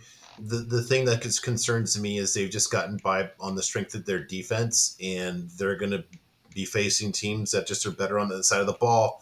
And I think that their offensive limitations here are just going to make it. I can't see them winning 4 straight here, which they need to do. So nice season that I think was unexpected to some degree, but I just don't have much more confidence as much as I think they're a much better team than a Clemson or a Georgia. I just don't have much more confidence in them than either of those two teams. What about you, Duck? Yeah, you look after they had raced out to that incredibly historic 3-game start. In their next several games, they really struggled offensively, especially in the first half. They did lead Oklahoma 19-3 at half, and then 0-3 against Arkansas at half, 0-3 against Florida, 0-7 against Alabama, 7-10 against Kentucky. There was just so many long stretches where their offense could not do anything. Yeah. They couldn't complete passes. They couldn't run the ball effectively. They weren't converting on third downs. Nico just seemed to be completely out of his element and just completely on the wrong page of the playbook, to use a crappy term there, but like just totally disengaged with the timing and with making the right reads, and the whole team just looked lost for long stretches. And so I could see their defense holding up okay in the trenches to keep the game a little bit lower scoring, but I just really struggle to see Tennessee having a lot of offensive continuity, regardless of who they end up playing, if they advance or with Ohio State. It seems to me like the path, when you isolate out the first three games against Chattanooga, NC State, and Kent State, when they scored 191 points and blew those teams out 700 yards per game, you factor those three data points out, and the offense has just been a middling Yep. SEC offense this year when they were expected to light the world on fire. I would argue that they have significantly underwhelmed. Yeah, agree. Robert, let me just maybe frame it this way. One, I guess now that I've talked it through with Duck a little bit and just in the context of these other teams here, I have a hard time really just seeing a long-term success in the playoff for a team that's been an awesome underbet team, and they've been one of the best this season. I don't think I'd have Oklahoma winning many games in the playoff either, if that's a really bad analog. What about you? Any reason for optimism that I'm not seeing here? So I don't see the case of a long playoff run. I don't think Tennessee can go on a long playoff run. I think they did a good job getting to the playoffs. That was really good. But I think, yeah, that those long-term concerns are 100% still there. Those are very legitimate long-term concerns for Tennessee, especially in the long-term playoff. That being said, first game is against Ohio State. This team, you can make an argument that this Tennessee team is like a worse defensive but better offensive version of Michigan. You can make that argument. Hmm. And Michigan team just beat Ohio State. So I think if I had to guess, like Tennessee could sneak past the first round, and then a Tennessee Oregon game would be interesting. But then it's okay. Then you're facing them. Then you're also then playing. Then you have to play like a Texas or an Arizona State or a Clemson. I don't think they have enough. I think they can get through the first round, but I don't. Again, then you're going Oregon, and then you're going potentially a Texas or an Arizona State, and then then it's whatever the other side of the bracket too. So I don't see that long distance thing, but I could see the first round. I could see the first round. I can't, but we'll get to that in a second. But I got to say, nobody's got a tougher draw than Tennessee at Ohio State, and then if you win that, then you get Oregon in the Rose Bowl. Congratulations!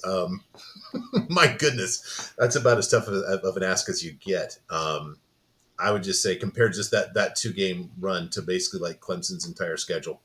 That's, my goodness. All right, get into the actual games themselves, the round one playoff games. We've talked about this a lot, so I don't know how much more we need to add other than just specific matchup stuff. So Indiana Notre Dame is giving 7.5 at home. My model actually has Notre Dame by 6. Robert's got it by 11 here. I think I like Robert's number better than mine. Obviously, the models are going against each other here. Not betting this one, but I wasn't feeling this way before we started this episode. But I'm thinking now I like Indiana in this spot. What about you, Robert? This one is really. This is again. This is the Friday night game. This is going to be an absolutely amazing game. The one element I really like about this one is, and I'm assuming that at some point Indiana and Notre Dame have played in recent memory. I'm assuming they have. There hasn't been many opportunities for them to play, obviously not in the same conference, but they are regional rivals. They're very close to each other. This is literally big brother, like little brother versus big brother. And finally, little brother is on the level of big brother here, right? This is going to be the toughest team Notre Dame has played the entire season. Just Not straight even up, close. right? Yeah. Yeah, and Notre Dame has that loss to NIU on there. Indiana has no bad loss at all.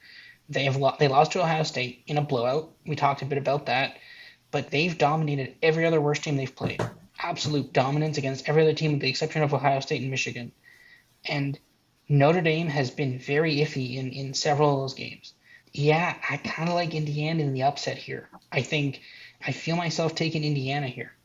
Yeah, and I forget which one of you made this point when we were going over the team previews. This does not bode well for Notre Dame, a team that really loves to run the ball. This is a tough defense too. And I think just going back to what you said, Robert, about the toughest team that they'll face. I'd be shocked if any team. I respect A&M's defense, but A&M is nowhere near these two numbers right here. So I think there could be a little bit of a offensive sticker shock or culture shock, or whatever you want to call it. So what about you, Duck? Are you seeing this as a good spot for Indiana here?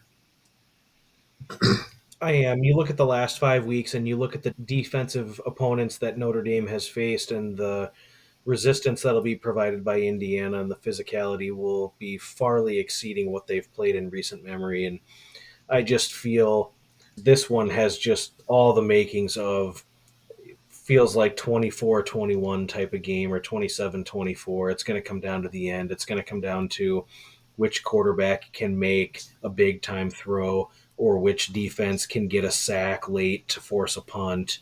And I see too much separation in the line and not on the field. I took the underdog. I made a play on Sunday night. I took 8.5, but I would Yeah, support anything over 7 should be warned to play. that's a good call. Good job by you grabbing that extra point. Yeah, so we agree on that one. All right, this next one, I had strong feelings about this, and now you guys have really scrambled my brain because I just need to be reminded that James Franklin is James Franklin until he doesn't James Franklin anymore. So I think, again, like we talked about, that to me is what it comes down to. This SMU team is it's not a pushover. I've actually my model's got this right on the number here, and here's Robert again, just going anarchist here with his model, having the the underdog winning again, 2 for 2 with the dog calls here, Robert. I don't know. I'm glad that the models are divided here, so there's no play.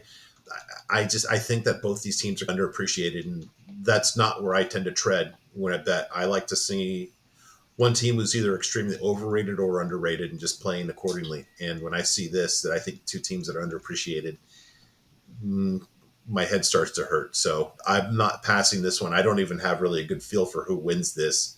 I think there's probably some wide varieties of outcomes here. What do you think, Robert?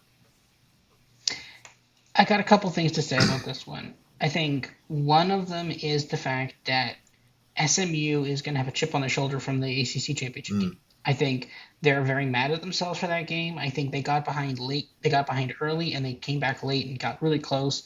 The defense let them down at the end there for Clemson to get the game-winning field goal. I think they are probably very happy that they're getting a second chance. I think they probably thought that was it.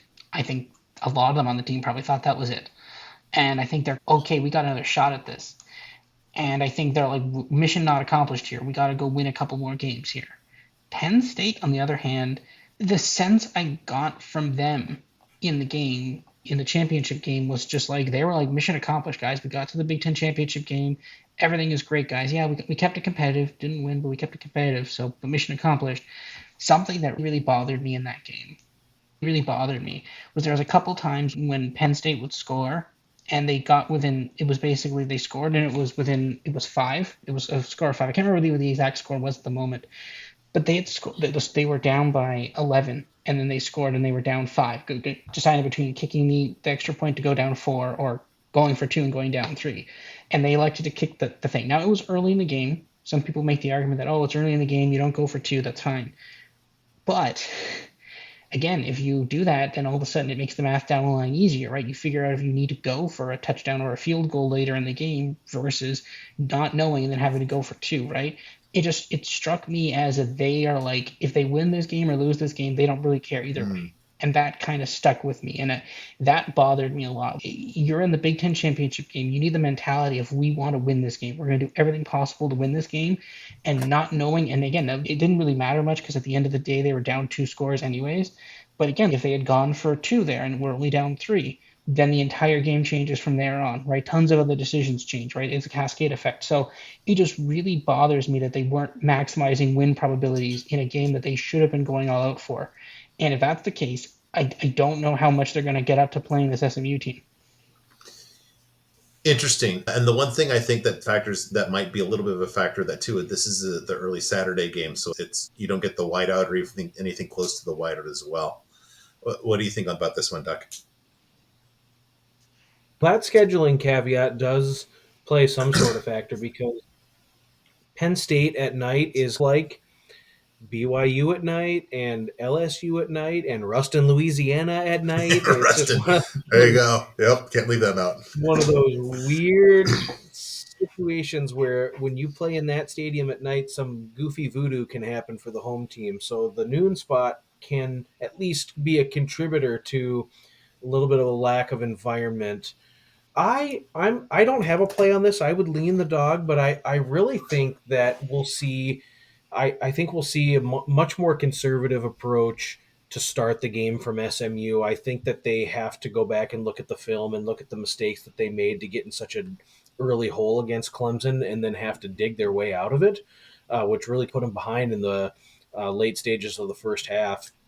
And so I would lean on a little bit more of a conservative approach, a little bit of shorter, quicker passes, try to establish the run, which still may be difficult against Penn State, who has held 8 teams under 100 yards collectively this season.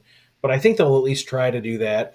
And I could see the first half being lower scoring. If I had to make a play right now, I think that SMU's defense is going to show up. They'll have something drawn up to create some pressure. We could see these two unfamiliar opponents feeling each other out in the first quarter. We could see something like punt, field goal, punt. And if you like the over, you could probably end up waiting for the first 4 possessions and then snag a 48.5 or so, 47.5 live. But I would play first half under. I want a 27, but I would assume that this is going to be Penn State's going to run the ball. I'll have to check the weather too, which I have not done yet. But Penn State will run the ball. I think SMU's defense will make amends for some of those early game mistakes they made against Clemson. And I have to assume that the SMU bright light stage, there'll be no lights because it'll be noon, but the lights and the big stage will call for a conservative approach. And I would say that it'd probably be the low side in the first half before maybe a little bit more explosiveness breaks out. I can see that for sure. Also, that'll be, 11 o'clock Dallas body clock time as well, which is not awesome. One more little thing I want to point out there Please. too. I forgot to mention it in my thing. SMU, their one loss of the season was, I believe it was at BYU. Home. BYU obvious. Oh, it was at home? Yeah, Oh, yeah. okay, my bad. Yeah. One thing I will say is that some teams do have cold weather issues, right? A team from Texas, obviously going up north in winter, might have that bit of an issue. But the fact that it's at noon will mitigate that just ever so slightly. Just a couple extra degrees Celsius. It's cute that you think that we use Celsius here, Robert. Yeah, I know. That was the joke. Okay. Yeah. All right, the one dual model play of the week. This one is going under, and Texas has been an awesome under team this season. My model has the Longhorns by 19. Robert has them by 14. Don't know if they'll score that much. As much as I've been doubtful of the Clemson defense, I'm not a believer in what I've seen in the Texas offense as of late. Just not thinking it. So the 11, my model's got it going more than that. Roberts has it a little, not a dual model play on Texas here. I don't think Texas is in any trouble. Maybe Clemson makes them pucker for a while, but these are I think these are two different teams, just in two totally different kind of stratospheres here. My play is the dual model play, which is under here, but not really taken aside. What about you, Duck? Just to reiterate something that we've talked about all season, rarely while I come on this show do we never compare notes. So it's not just groupthink or some sort of agreeing by proxy. I played the under. First number I saw, it's no longer available what I played it at, but anything 52.5 or lower, 52.5 or higher, and I would play the under. I just don't see how there's a real clear path to Clemson sustaining a lot of success on offense and moving the football consistently into the red zone. It would be something where I could suspect that they hang in there with their defense for a while. But this game, in my opinion, is one that just seems to be both offenses struggle here. We should see plenty of sacks and negative plays.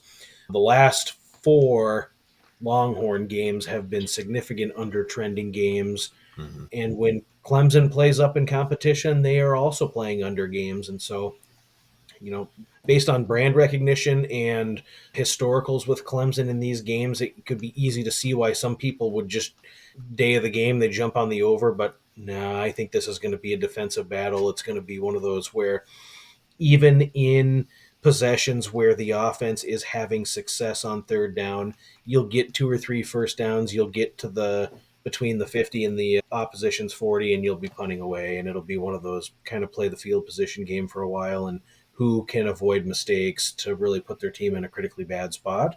But strong position here on the under, and I really struggle to see Clemson having a lot of offensive success.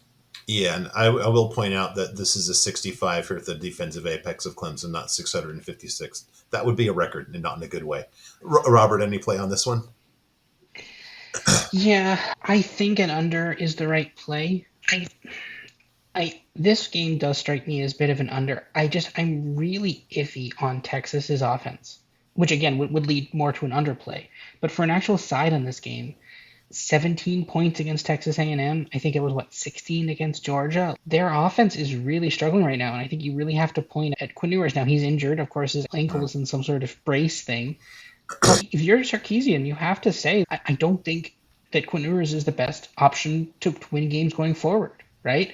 If this the thing is, you have to think about this. Let's say Texas is down, say 7-0 or 14-0 at the half against Clemson. Are you really? Do we think that? Are we going to say, "Yep, Quinn Ewers, go out. You're our best chance to win this game. Go have the ball." I kind of don't think you can do that, right? And I think your model would actually have Texas as a play. Would your model have Texas as a play? Yeah, No, it would. Yeah, it would ever 19. so barely, and mine. Yeah, mine doesn't, and I kind of like that mine doesn't. Mine is, this is a little under, but I kind of think that the books are a little sharp for having this line where it is. So no, I don't. I like the under angle, but I don't love the over angle. I worry about Texas, 17, 16, 17 points the last two games. That's concerning, and I don't. It does not lead to covering a almost two full score spread here. If there was an upset, if you told me Clemson won this game, I'd be, I see it. They look similar to the SMU game, just a lower scoring version of that game. Just they get ahead early. Texas tries to come back, but but Clemson either shuts them down defensively or just puts it through, right? Or kicks a last minute field goal. That's the way I view this game. A couple other things that I just want to point out real quick. Yeah. We talked about all the defensive havoc stats for Texas in the tackles for loss, sacks, pass breakups, whatever else. But their offense, Texas's offense, has allowed 89 tackles for loss against. They've surrendered 28 sacks. They've thrown 9 interceptions. And so the Texas offense is also prone to surrendering negative plays. And then the other thing that you need when you have an underplay that you're looking at is I want elite red zone defense, and Texas's red zone defense has allowed just 13 red zone touchdowns all season in 28 attempts. They've allowed 7 red zone field goals and 8 other red zone possessions that have resulted in 0 points. So when you're talking about the opposition getting the ball into the scoring area, the Texas defense is really stepping up in a big way. Clemson offensively has only scored 30 touchdowns in 49 red zone attempts. So they're only scoring touchdowns 3 of every 5 attempts. If we assume there's a path for Clemson to get the ball in the red zone 3 times, probably going to get 1 score, and then you're settling for field goals. So that bodes well for the under. Yeah, good point. I just along those lines, these are not the apexes that are going to basically get you to an over just philosophically in a postseason game. Maybe in the FCS. Yeah, not at this total. Not at this total. Yeah. All right, last game. Tennessee at Ohio State under the lights at Columbus. This is as cool as it gets. Robert and I both have the Buckeyes here. I've got the Buckeyes by 15. He has them only by 5, so we're on different sides of the spread here. You know what? I don't know. This goes back to the question I asked when we were just talking about Ohio State. I can't take issue with his number nor mine because on Ohio State's points here, basically 3 or 4 touchdowns, because this comes down to can they get past the Michigan game? I think that's the question until basically it's proven that they're past it. And they can get past it in half, but I need to see it first. We've gone over these teams pretty thoroughly. I think just you've got Ohio State's a better on both sides of the ball. Even I think the worst version of Ohio State on offense is probably still better than Tennessee. I don't have a play here. I think that Ohio State wins. I don't really have much worry about that, but really no play here. What about you, Duck? I don't have a position on this game at the current time. I'm looking at a couple of different angles on this one, and we'll likely have something on it at some point, maybe a full unit play, maybe a half unit play. But I think that what's real interesting for Tennessee is In the first half this year, they have allowed 10 of their opponents in the first half have scored less than 10 points. Wow. So the defense should travel. I think that with Ohio State's offensive woes and the offensive line issues that we have described already, there is a logical path to where Tennessee's defense can keep them in this game in the first half. And so I would look either first half under, or this is in the weeds, but maybe an Ohio State team total under in the first half. Their full game over under for the team is 28. So maybe a 14.5 for Ohio State's team total under in the first half. Again, just one of those situations where the offensive woes might continue to rear their ugly head until we get to the second half, where then all hell can break loose, which can happen in these games. But I'd go first half under 24, or Ohio State team total under in the first half. It's been the trend for Tennessee all season. I mean, 10 of their foes have scored less than 10. So I could see something of that nature where the defense can create some havoc early and really get Ohio State out of rhythm. And then Ohio State makes some second half adjustments and then has some more success in the second half. Yeah, good. Yeah, I can't disagree with that. What about you, Robert? This one's a bit iffy for me. Our models do differ on the side of the spread here. I kind of like Tennessee here. Wow. It's weird. The thing is, this game is going to be incredible. Just straight up, probably under the lights at Ohio State. Two of the best teams in the country. Just a great thing. But the thing is, these two teams ended the season very differently, right? Tennessee got the win against Vanderbilt, was close initially, but was able to pull it out. Pretty strong win there at the end, dominating their in-state foe. And then they're like, that's great. We win this game. We go to the playoff. That's good. They're all happy. Ohio State, on the other hand. Yeah. They didn't have the happy ending to the regular I season. I must have missed that. Yeah, this is not decidedly not happy. The thing is, though, I was watching that game, and the way that team just seemed to completely give up in the second half. Even just, I'll just, for simplicity's sake, just look at that final drive of Ohio State. You have to get down the field to score a field goal to tie the game. Just a field goal. You don't even have to go the full distance of the field. It's not like you have to go 80 yards in a minute and a half. You just probably have to go 40, 50 yards, kick a game-timing field goal, go into overtime. And it felt like a team that was, it felt like watching like a Conference USA team trying to get down the field. Like, I've seen, no, I know, like, it sounds like a joke, but like, I've seen teams down 21 have more heart in a final game, like a drive just to score a touchdown, not even to cover a spread, just for, oh, we scored. I've seen more heart on some of those teams. That team just seemed completely defeated. I had never seen that Ohio State team that seemingly defeated on offense. Their defense was fighting. 100% their defense was fighting. That end zone interception, their defense kept fighting. Just play in and play out, just kept fighting. But that offense just looked completely defeated. And yeah, they got a couple weeks to figure it out, and maybe they come storming back, and maybe that was just a weird, maybe something happened that day. I have no idea. But I've never seen a Big Ten team offense look that defeated. Hell, even last year when Kyle McCord tried to lead them down the field, they had to score a touchdown, and they showed much more urgency and much more fight than that team when it was against a far better defense. And there was a far better. Oh, Michigan had a far better defense last year than this year, and like you had better players, yes, but like just the lack of fight in that Ohio State team is really concerning and really scaring me off of Ohio State here. And I agree with my model having it on this side of the number. Interesting. And it was stunning, too, I'll add. It was stunning in the second half. Ohio State couldn't complete a pass. They couldn't run the ball for more than 5 yards. They couldn't get a first down. It was stunning to see them completely out of their element at home, nonetheless. Yeah. And yet, I think still, if they just get like a good half underneath them, I think they've got so much talent. I think they can get past it. I don't know. This is an interesting game. That I think here we'll just get to it right now. The futures.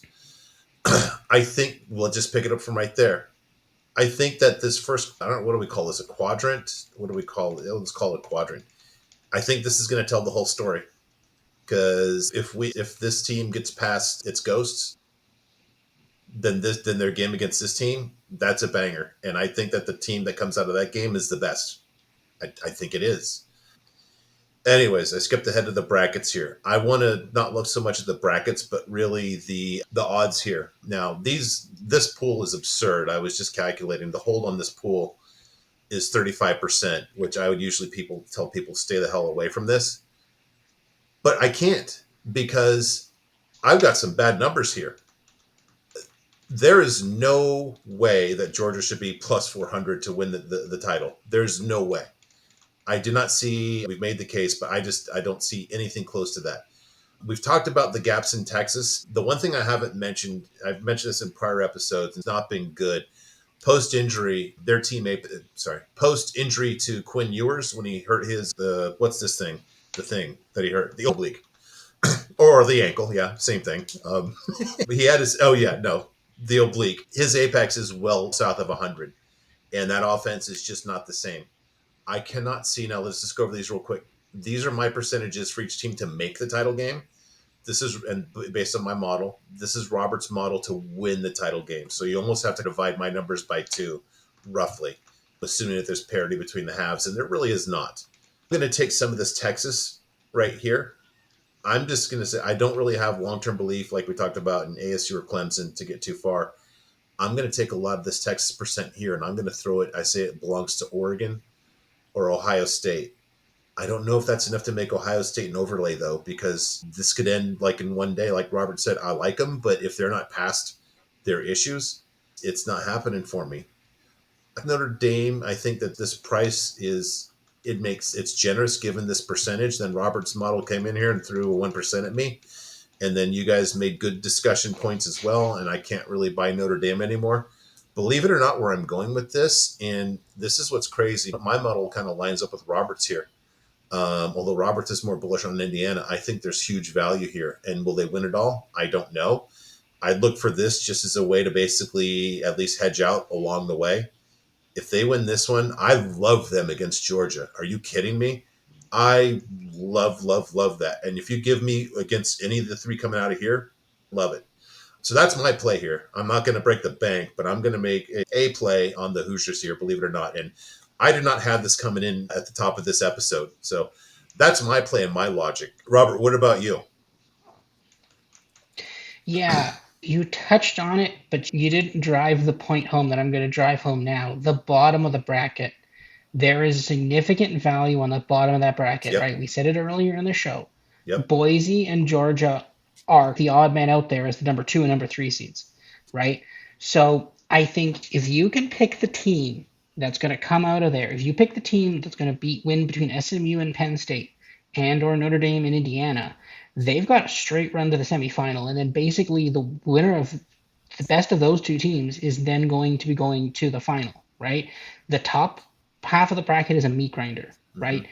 You can make the argument of basically any of the 3 teams at the top. Maybe you can make the argument of Arizona State versus Texas would be a fun game. I don't know what Texas versus Clemson's going to look like, but like the bottom of the bracket, like if SMU gets hot or Indiana gets hot, they could go right to the championship game, right? And I think the SMU and Indiana are very tempting for me, in my opinion.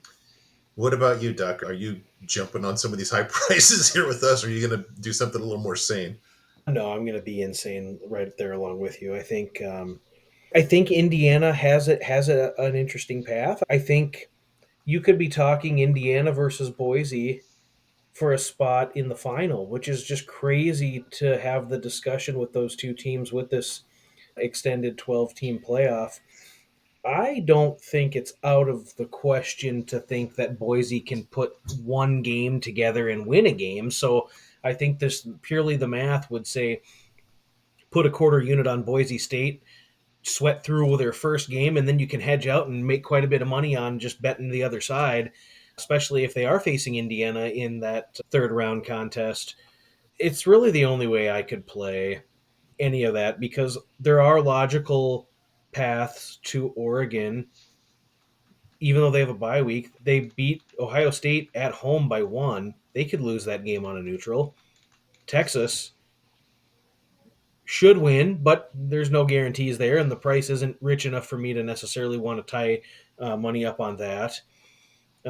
Same thing with Georgia. They have significant problems both in motivation and personnel and injuries that My goodness, 4-1 is not enough at this point for me. I would need probably double that in order to be able to make a sizable play on the Bulldogs and even really feel that good about it. You look at the odds there, Notre Dame and Indiana is going to be an ultra competitive game, and I just don't believe the odds are really indicative of the strength of either of those two teams relative to the rest of the market. And so, yeah, you just the pure math numbers here show that you should put something on Indiana. Yeah, I think and the horse racing analogy I use is just dead money. And I just think it's not dead, but it's dying money between the Texas and Georgia. And then Ohio State, we'll call it on the way to the hospital money. Just call it that. So interesting stuff. Interesting that we kind of land on the bottom half of the bracket. The one thing I will say that even though I don't think there's a lot of value here, I think if Oregon gets to the title game, they would be such a heavy favorite that you could hedge really small and still probably capture some value. I think that whoever they capture on whoever they face from the bottom half of the bracket would be a touchdown to 10-point dog. And so to hedge a bet on only 325 would not be a lot. Just basically get like a good hedge on that. But anyways, all right, everyone. Now you have the inside scoop. Indiana. Now let's not look stupid and just have a Friday night flub. Duck, Robert, this was awesome. We went long, but it was well worth it. This is about as smart as it gets. Thank you, everyone, for listening, especially those of you who stuck through the 2 hours and 10 minutes. We appreciate it. We will be back next time after the first round of playoff games to revisit. We'll figure out if we're going to do anything with bowls or not. We're still working on that. But good luck to you, everybody. And we will talk to you in about 2 weeks, right? Is that right? Yeah, 2 weeks. Okay. Until then, good luck.